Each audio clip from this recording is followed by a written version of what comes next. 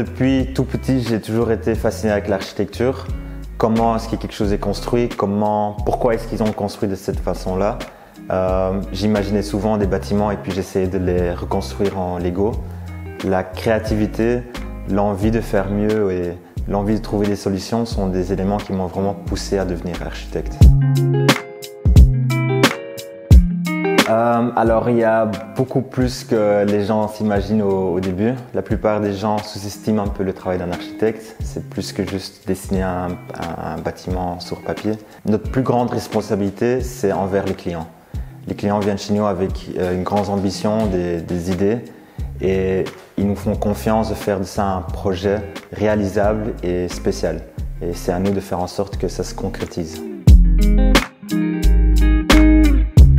Mis à part voir le projet qui devient un vrai projet sur la télé ou sur un magazine ou juste quand on marche dans la rue, c'est la satisfaction du client.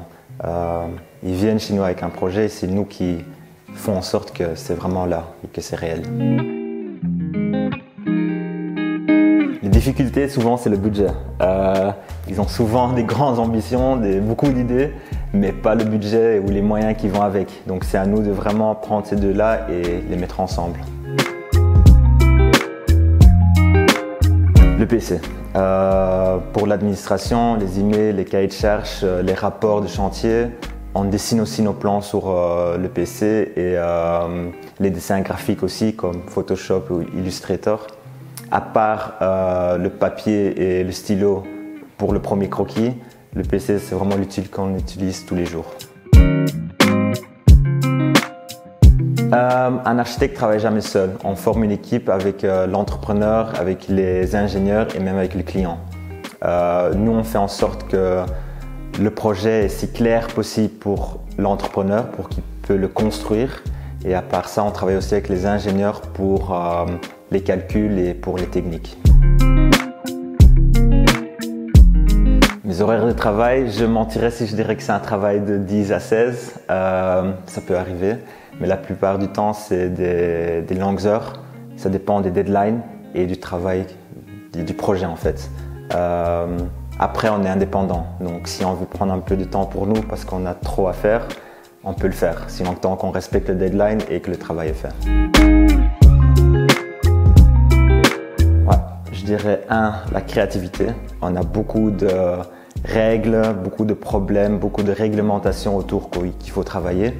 Et c'est à nous d'être créatifs pour faire un projet qui est unique et différent.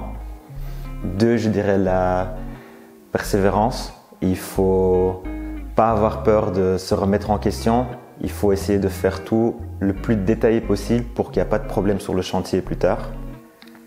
3, je dirais être capable de trouver des solutions et de gérer le stress. Il y aura toujours quelque chose. Le client qui veut changer quelque chose dernière minute, l'ingénieur qui ne suit pas votre idée, la commune qui a des réflexions. Il y a toujours quelque chose, mais c'est à nous de trouver des solutions et parfois même sur le moment même. Et 4, c'est être à l'écoute. Le client vient avec de nouveau des grandes ambitions, beaucoup d'idées, mais c'est pas très clair ce qu'il veut. Ça va dans tous les sens et c'est à nous de tout regrouper et de faire un vrai projet de cela. Oui, après les études, on a beaucoup d'outils en main pour des différents métiers. Il y a des camarades de classe qui sont menuisiers spécialisés, des artistes, des scénographes qui travaillent pour les communes. Mais si on veut rester dans le domaine d'architecture, on peut travailler pour une boîte. Après quelques années, on peut devenir associé de cette boîte. Ou si on a beaucoup d'ambition, on peut aussi créer sa propre boîte. Le plus important, le pas le plus important que j'ai pris, c'est de quitter la boîte d'architecture où j'étais pour créer ma propre boîte.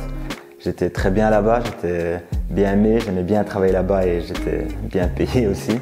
Mais ça a toujours été une inspiration à moi d'avoir sa propre boîte. Je l'ai fait ensemble avec un ami architecte et on travaille tous les jours pour en faire le maximum. Je dirais se faire confiance.